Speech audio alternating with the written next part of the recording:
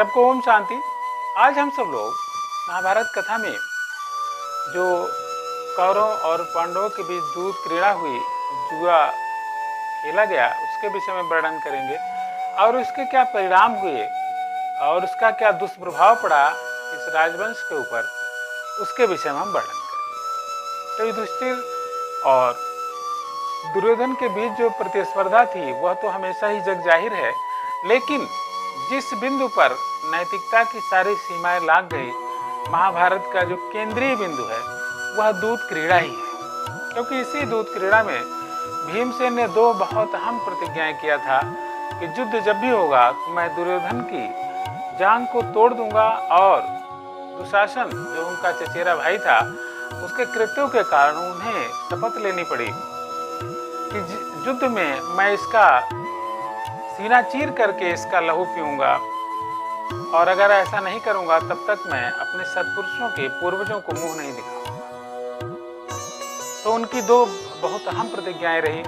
और आप जानिए कि इस दूध क्रीड़ा का इतना बड़ा दुष्परिणाम रहा कि केवल विकर्ण के वध पर भीमसेन महाभारत में थोड़ा सा आहत हुए थे, वरन 100 कौरवों का वध अकेले भीमसेन ने किया था। उनकी प्रतिज्ञा थी कि जो भी कौरवों ने दुर्योधन का साथ दिया है उनका नाश करना मेरा परम कर्तव्य है। तो अकेले भीम ने ही 100 कौरवों का वध किया था और एक कौरव युद्ध से बच गया था। और विकर्ण ने चूंकि इस द्रौपदी के जो वस्त्रहरण था, अब द्रौपदी के सवाल का जवाब दिया था, इसलिए विकर्ण का वध करने के बाद भीमसेन को बहुत अपार कष्ट हुआ था और उन्होंने मना भी किया था कि विकर्ण तुम हमसे युद्ध मत करो। लेकिन वो संग्राम था, उसमें विकर्ण अपने भाई की तरफ से लड़ रहे थे तो उनका भी कर्तव्य था। तो इस प्रकार से हम कथा कुछ आगे ले चलते हैं।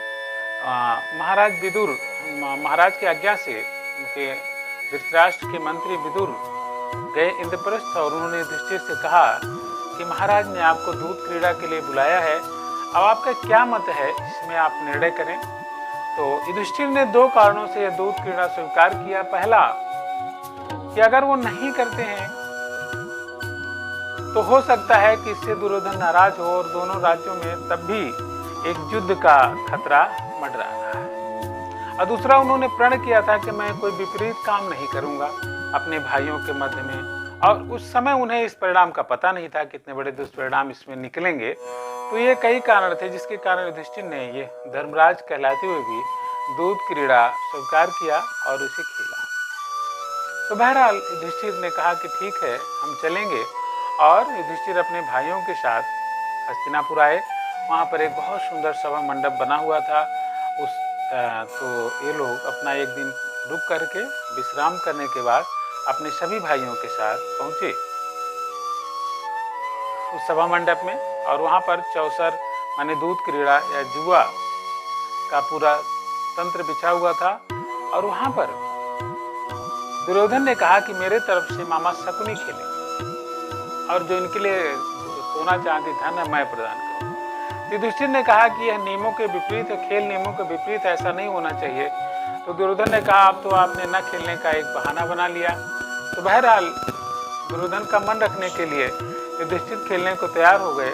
और शकुनी इतना मजा खिलाड़ी था कि जो भी दांव पर रखते वह सब उसके पक्ष में हो जाता। युधिष्ठिर अपना राज्य हार गए और अपने दोनों भाइयों, छोटे भाइयों नकुल और सहदेव को दांव पर लगाया, वो भी हार गए। तो शकुनी ने कहा ऐसा लगता है कि आपके दोनों भाई ज्यादा कीमती, इसलिए आप उसको दांव पर नहीं लगा रहे।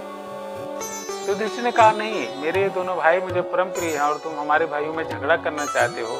खैर अर्जुन को दांव पर लगाए युधिष्ठिर और वो भी हार गए। भीमसेन को भी दांव पर लगाया, वो भी हार गए। तो लोगों ने कहा कि अब आपके पास कुछ नहीं बचा, आप खुद बचे हैं। तो देखिए दूध क्रीड़ा की विडंबना की युधिष्ठिर ने जब अपने को दांव पर लगाया तो अपने को भी हार गए। अपने को हारने वाले लोगों ने कहा अब आपके पास क्या बचा, आप तो खुद ही हार गए। तो युधिष्ठिर लोगों ने सुझाया भाई द्रौपदी को दांव पर लगाए, तो युधिष्ठिर ने मना किया। लेकिन फिर भी लोगों ने उकसाया कि आप लगता है कि डर रहे हैं, और कुल मिलाकर के द्रौपदी को भी उन्होंने दांव पर लगाया और वो भी हार गए।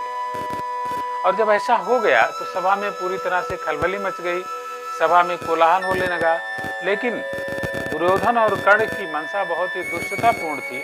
उन्होंने कहा कि अब द्रौपदी दासी हो गई, उसे इस सभा में बुलाए। उसे दासियों के समान ही व्यवहार किया जाए। तो उस सभा में बुलाया गया और बुलाने के लिए विदुर को चुना गया कि विदुर जाएंगे और द्रौपदी को बुला के लाएंगे। तो विदुर ने तुरंत ही दुर्योधन को डांटा कि तुम जो काम करने जा रहे हो आग में घी जैसा है और उससे तुम्हारे वंश का भी नाश होगा, तुम्हारी भी बहुत ही जगहसाई होगी। लेकिन कुल मिलाकर के दुर्योधन पर दुर्बुद्धि छाई हुई थी और उसने विदुर को मना करने के विदुर को डांटा और प्रतिकामी जो उसका साथी था उससे कहा कि तुम जाओ बुला कर। तो प्रतिकामी गया द्रौपदी के भवन में और उनको बताया कि युधिष्ठिर पहले अपने को हार गए फिर आपको हारे हैं।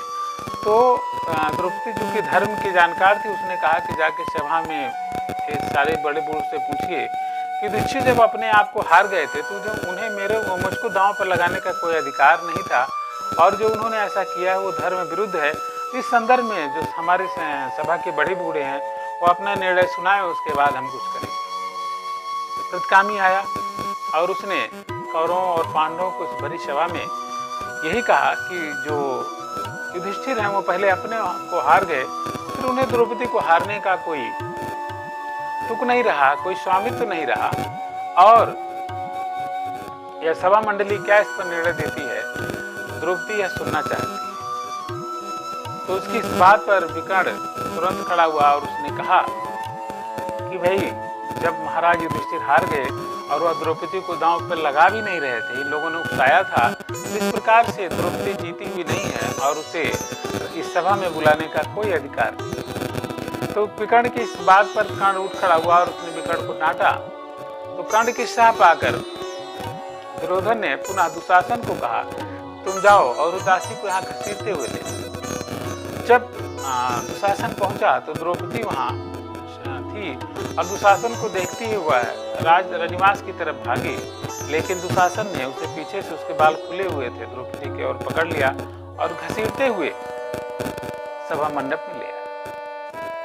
सभा मंडप में लाने के बाद दुर्योधन ने कहा कि भाई मेरा आदेश है, सारे लोग मेरे दास हैं, सब लोग अपने अपने कपड़े उतार दें। तो पांडवों ने अपना जो दुपट्टा वगैरह ऊपर ओढ़ रखा था उसे उतार दिया और दुर्योधन ने कहा कि द्रौपदी के लिए भी ये आदेश सुनाया।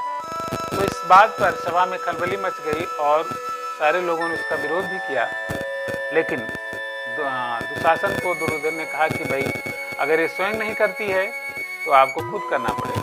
इस विषम परिस्थिति में द्रौपदी ने भगवान कृष्ण को याद किया और कहते हैं कि उस सभा में एक ऐसा दृश्य हो गया कि जो किसी ने आज तक नहीं देखा था, न सुना था और न भविष्य में होगा। भगवान कृष्ण ने द्रौपदी की लाज बचाई और द्रौपदी जैसे ही उस पूरी सभा को अपने श्राप बल से दग्धी करने वाली थी कि धृतराष्ट्र ने उनको मना किया और उस सभा में चारों तरफ सियार और गीदड़ चिल्लाने लगे। तो धृतराष्ट्र ने पूरा जितना जीता हुआ राज्य था सब वापस कर दिया और उनके भाइयों को कहा कि उसका सामान लौट जाइए। जब लौटने सारे पांडव लौटने लगे तो पुनः यह जो राक्षस मंडली कहा जाए, दुष्ट मंडली कहा जाए, कर्ण, दुर्योधन, शकुनी वगैरह पुनः धृतराष्ट्र को घेर लिए। इन लोगों ने कहा आपने तो पूरी बाजी ही पलट दिया, आपने तो अनर्थ कर डाला। कुल मिलाकर धृतराष्ट्र को पुनः जुए के खेल के लिए बुलाना पड़ा और पुनः यह खेल हुआ जिसमें एक शर्त पर पासा फेंका गया कि जो हार जाएगा वो 12 वर्ष तक वनवास रहेगा, 1 वर्ष का अज्ञातवास होगा, उसमें अगर पकड़ लिए गए तो पुनः 12 वर्ष का वनवास। तो इस प्रक्रिया से लोग चाह रहे थे कि हम निष्कंटक राज्य के दोनों राज्यों के स्वामी बन जाएंगे और हमारा काम चलता रहेगा, बिना युद्ध के हम युद्ध जीत जाएंगे। लेकिन नियत को क्या मंजूर था किसी को पता नहीं था। पुनः फिर जब पासे फेंके गए, शकुनी इस दूध क्रीड़ा में माहिर था और वह उसके अंदर पासों में एक कपट भी भरा हुआ था, वह तुरंत यह पासा अपने ही पक्ष में ले गया और पांडवों को वनवास हुआ। तो आज की इस कथा को यहीं तक हम विराम करते हैं। अगले एपिसोड में हम पुनः प्रारंभ करेंगे और आप सभी लोग को मेरी शुभकामनाएं। जिन लोगों ने यह वीडियो देखा बहुत धन्यवाद के पात्र हैं। आपके अच्छे अंक आएँ और आप अच्छा अपने जीवन में अच्छा बने और ऐसी दुष्प्रवृत्तियों से दूर रहें जिससे जो हमारे समाज और देश और आपके भविष्य को गर्त में ले जाती है। सबको